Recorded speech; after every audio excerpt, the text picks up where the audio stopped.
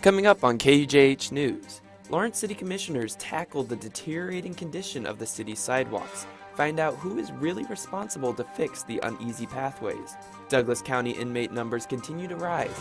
How jails in the area are accommodating prisoners. KUJH starts now.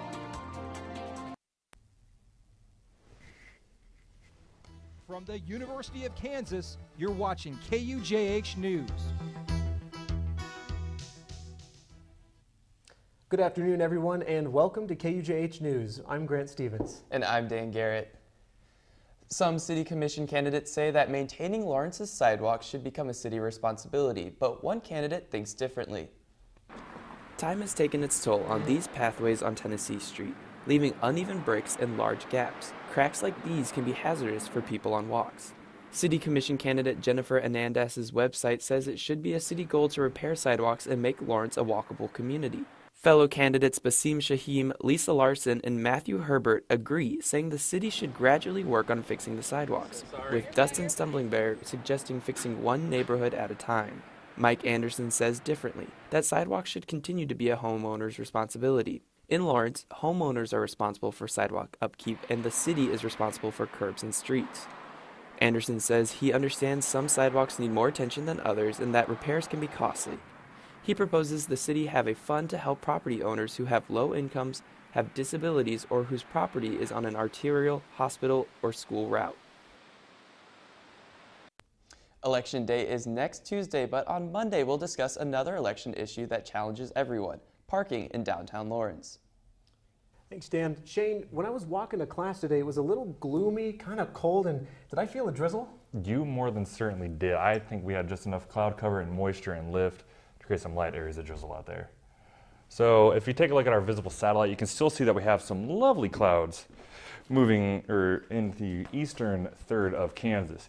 We have our low stratus clouds responsible for our drizzle that we had earlier, and we have some light cirrus clouds moving out of the southwest. Right now it is currently 47 degrees and we are socked in the clouds with southeast winds southeast winds at 10 to 15 miles an hour. Now if we look at our regional temps, you can see that Lawrence and Kansas City are the same at 48 degrees, with the peak of being just a buck warmer at 48 degrees, and out west where they had a bit more sun, Emporia 53, Council Grove 52, and Manhattan is 54 degrees. So they are the breadwinner for the warmest temperature of the day. Right now it'll be, our average high this time of year is 63 degrees, and we've had no rain so far this time of year, and we are about 15 or 16 degrees below average this time of year right now. Now coming up, we have our timing on our next cold front. Will our gray skies stick around, and our weekend warm-up coming up. Dan? Thank you, Shane. The Douglas County Jail has a new potential plan in store that could accommodate the needs of more inmates. KUJH reporter Caroline Burkhardt is live in the newsroom to tell us what potential changes might happen at the jail. Caroline? While the initial plan was to decrease the number of inmates, the county is thinking about expanding the jail instead. When the Douglas County Jail was first built in 1999, it was built as a projection of where the county would be for the next 20 years. The county is hitting that mile mark, and after a substantial rise in crime rate, the jail is way over capacity. The county started a few new programs and have been farming inmates to other jails, but it isn't helping at the rate they hoped. Running out of spaces for programming, mental health issues are constantly coming upon us, along with medical issues. So we're at different facets, so that's where we're kind of looking at what do we need in the future. If they expand, they will enlarge the female housing, the special needs unit, and pre-class unit. We're way past need and we got to do something.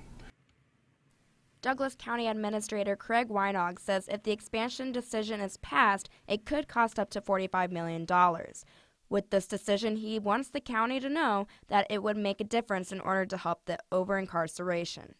So my frustration is that in our effort to be able to continue those things, that the national dialogue about over-incarceration has caused the community of Douglas County, who care about those things, to say we don't want to be a part of over-incarceration.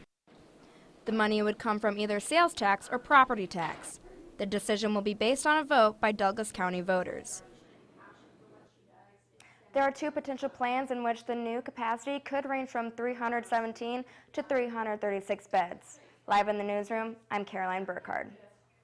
Thank you, Caroline. A decision for the expansion will be made in the next month, but could be changed. We've all heard the saying, take a walk in someone else's shoes, but the Office of Multicultural Affairs wants to take that one step further.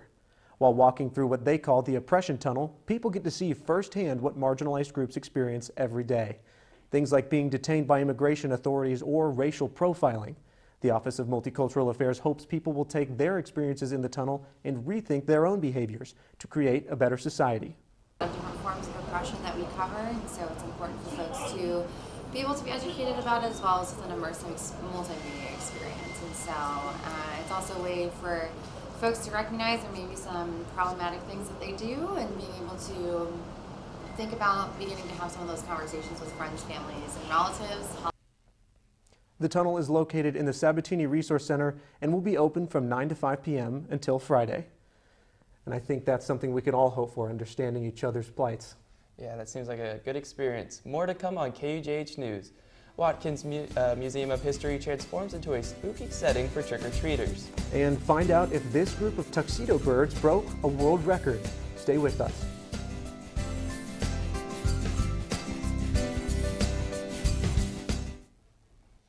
Eight were killed and 11 others were left injured after a man drove a rented pickup truck into a bike path yesterday in New York City.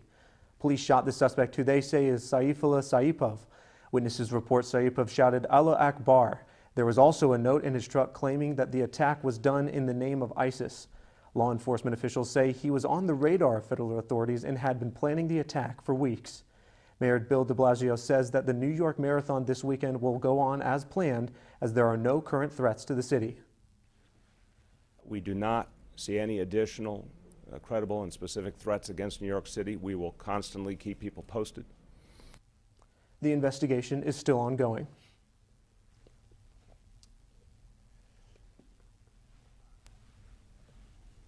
Trick-or-treaters scavenged the neighborhoods last night, but they also ventured into the Watkins Museum of History.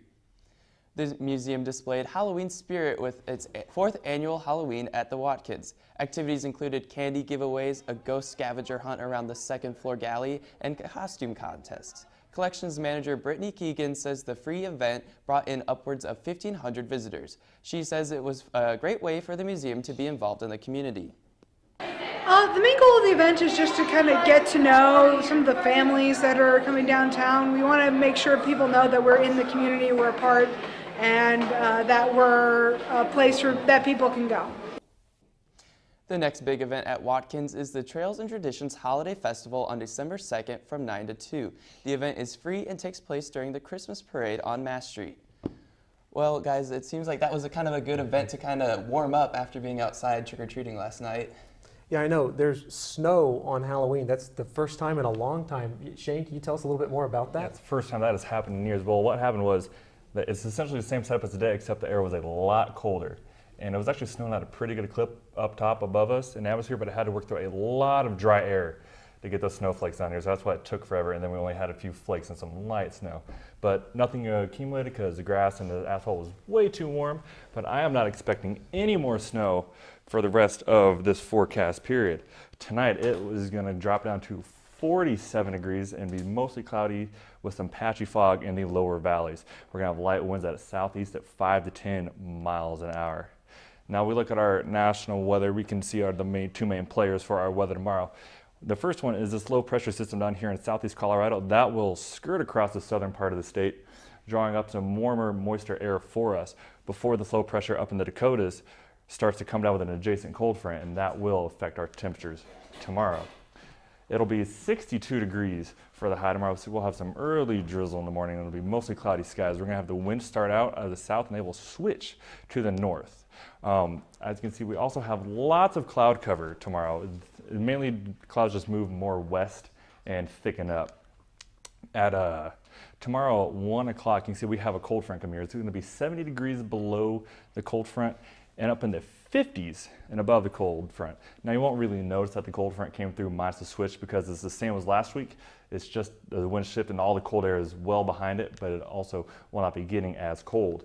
Tomorrow we walk out the door, it'll be 48 degrees, and we're going to have some patchy fog in the low-lying areas and some drizzle out there perhaps as well. We'll warm up to about 62 degrees in the afternoon, and it'll be 56 degrees at 7 o'clock. Now, on Saturday, the Baylor Bears come to town, and it's going to be 60 degrees. It's going to be about 48 degrees when we start tailgating at 7 a.m. When the game starts, it'll only be in the low 50s, and it'll be cloudy throughout the game. We're going to have light south winds, perhaps maybe up to 10 miles an hour. It's going to be a fantastic ball game if you have a light jacket on.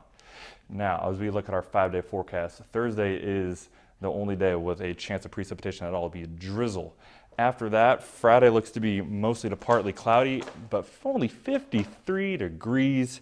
Now, the football game on Saturday was going to have a high temperature of 72 degrees, and Sunday also looks to be the best day this week with a highs of 74 and mostly sunny skies before we have our next big trough come through late in the day on Sunday, and that will affect our weather for Monday at 49 degrees. Back to the desk. Halloween came early this year for local kids who got a head start on the treats this past weekend at Trunk or Treat. Lawrence Memorial Hospital partnered with Pinckney Neighborhood Association to sponsor a trunk or treat in the hospital parking lot. The festivities included games, treats, and prizes, all taking place out of the back of car trunks. While many trunks were decorated for Halloween fun, some organizations, including KU's chapter of Omega Phi Alpha, used the event to raise awareness for obesity. Thinking about like ways that we could serve the community and focus on, I guess, spreading awareness about childhood obesity. And so we thought that there was a trunk or treat coming, and so we were like, that would be nice. You could give out fruit snacks, we gave out some like healthy chips too. And I think it was a nice change from all the candy that kids get every single Halloween. The Center for Disease Control says childhood obesity affects 12.7 million children in the U.S. alone. When I was a kid, I was always upset when I got healthy Halloween snacks, but now that I'm older, I think I wouldn't mind it. Yeah, let's stay away from the healthy stuff. Coming up in sports, Kansas basketball held their home opener last night against Pitt State. We'll tell you what happened next.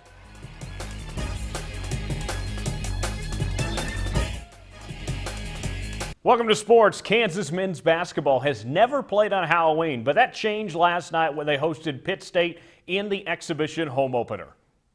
On this Halloween night for Kansas basketball, there was a lot more treating than trickering against Pitt State as they win this one 100-54. It was quite the performance out of Udoka Azubuike. 17 points, 14 rebounds in his first game back at Allen Fieldhouse since his injury last December. Everybody got involved in this one for this Kansas team. Malik Newman, his debut at the Fieldhouse, 19 points, 3 rebounds and 4 assists to go along with it. Svi got involved as well, 18 points, 3 boards, and Gerald Vick with 15 points and 11 rebounds as well. And a good night for the Kansas Jayhawks. Defensively, they held Pitt State as a team to just 31% from the field and also forced 15 turnovers from Pitt State as well. So an all-around good performance from this Kansas Jayhawk team, but Coach Bill Self will tell you they still got a lot of work to do. I thought we did some good things, but I think that we can still play with much more aggressiveness than what we did tonight, especially defensively. We can certainly play our man before he catches it better and not let a guy drive it straight line drives like they did there a lot in the second half.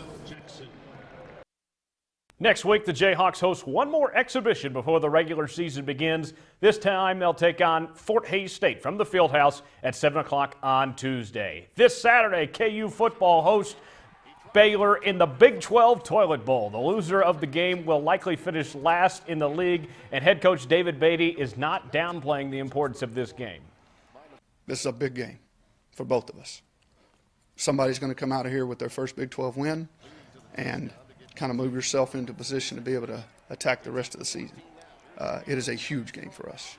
We are looking forward to the challenge, and it will be a great one because they want their first one just like we do. And you know, they've played the heck out of people. They played the heck out of Kansas State. They played the heck out of Oklahoma.